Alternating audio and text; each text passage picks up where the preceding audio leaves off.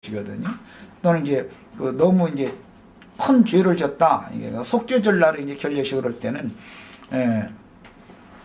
번제단에서 태운 재를 갖다 흐르는 물에다 섞어가지고 이게 잿물을 뿌려주는 거였었거든요. 그게 결례 의식이거든요. 유대인들이 행하는. 근데 그렇게 하지 않고 사람들을 직접 안수를 하고 물속에다 이렇게 잠궜다가 이렇게 올라오게 하는 이런 의식을 행한 거예요. 이것은 우리 형제자매들 저 성경 열왕기하편 읽어보면은 그 나만 장군이 엘리사 선지자 때 그랬죠. 나만 장군이 이스라엘 땅에 가면은 선지자가 있으니까 그 사람한테 가면은 뭐 모든 병 다 고친다더라 해가지고 이제 그 사람이 뭐 문둥병 환자였는데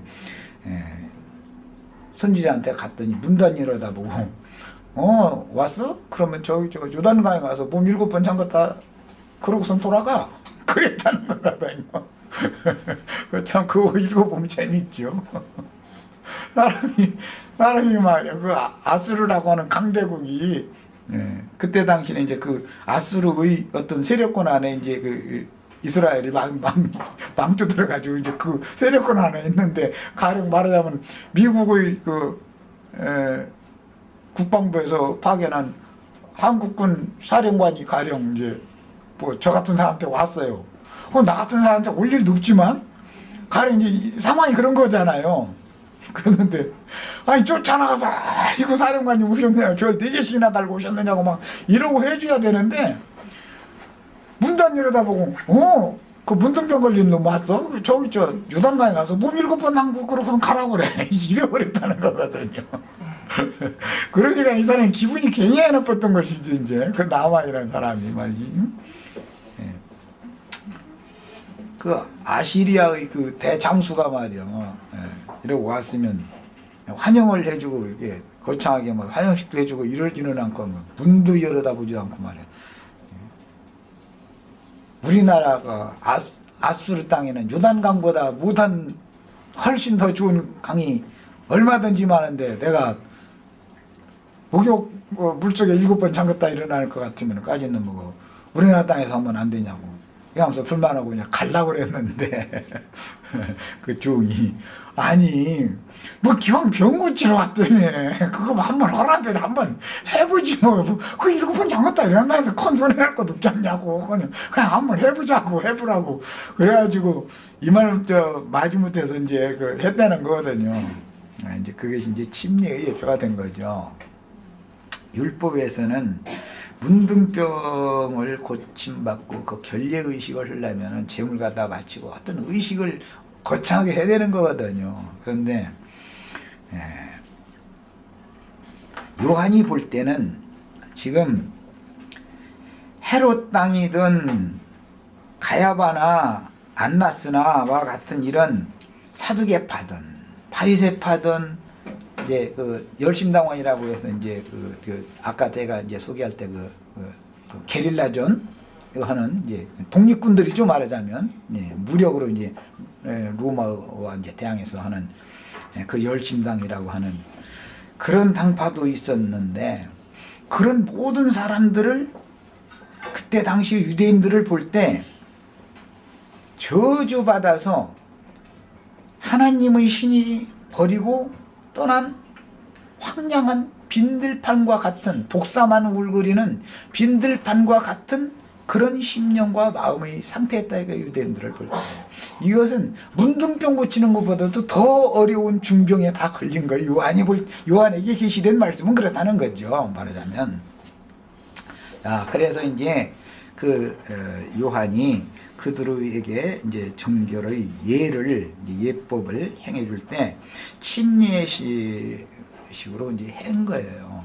이제 이것은 예수 그리스도의 침례와 물론 대비되는 것이지만 요한의 침례는 획기적인 것이죠. 그때 당시 상황으로 해서는 정결예를 문둥병 환자를 정결케 한다 또는 다른 어떤 부정케 된 사람들을 정결케 하는 예라는 것은 어마어마하게 복잡한데 율법대로 하자면 막채 갖다 뿌리고 뭐 물 뿌리고 기름 바르고 하고 막 소 잡고 양 잡고 해서 피 뿌리고 이걸 다 해야 되는 거거든.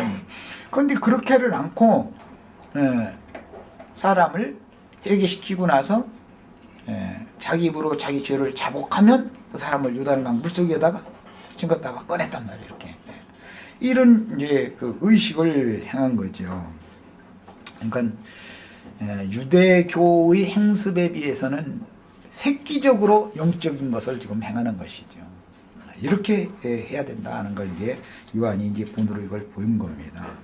그런데 요단강 부근 각처에 와서 죄사함을 얻게 하는 회개의 세리를 전파했다는 거. 죄사함이라고 한글 번역이 다 이렇게 보편적으로 이렇게 해서 원문은 이거 죄라는 단수가 아니고 죄들의 사면 용서, 사함이라는 건 이제 사면 용서한다 이제 그 말이고 부속이라고 그러죠.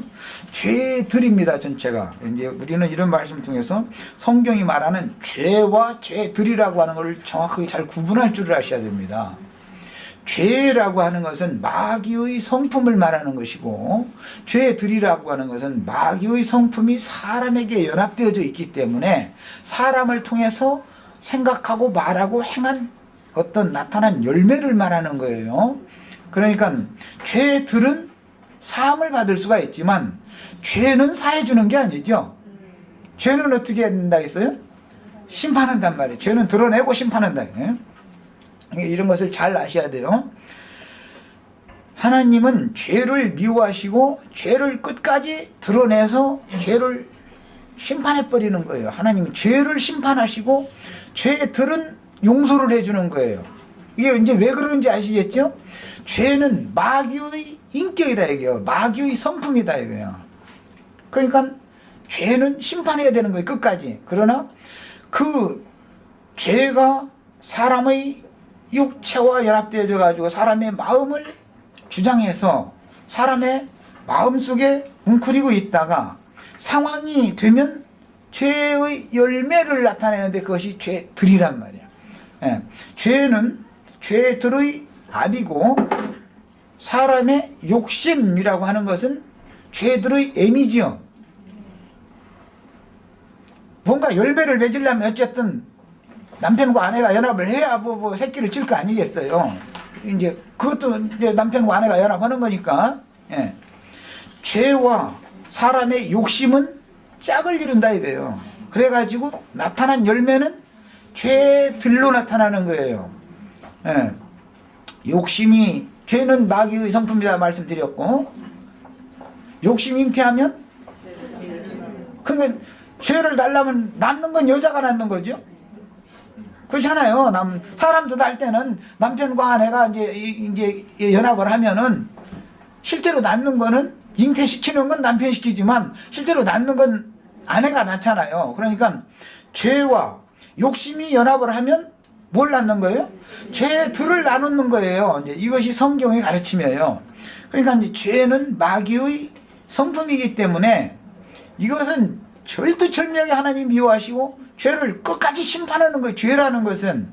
그러나 죄들을 용서, 사면을 해주시는 것은 사람이 죄에게 값없이 팔려가서 속아서 미혹당해서 자신도 모르게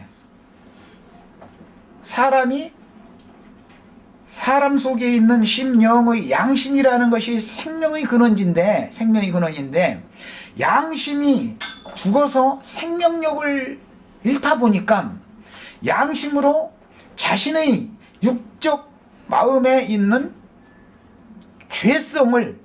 죄를 싸워서 이길 힘이 없다 이거예요. 죽은 자가 살아서 역사하는 자를 뭔 재주로 이기냐 이 말이에요. 히브리서에서는 너희 양심으로 죽었던 너희를 살려서 살아계신 하나님을 섬기게 하지 못하겠느냐 이렇게 하는데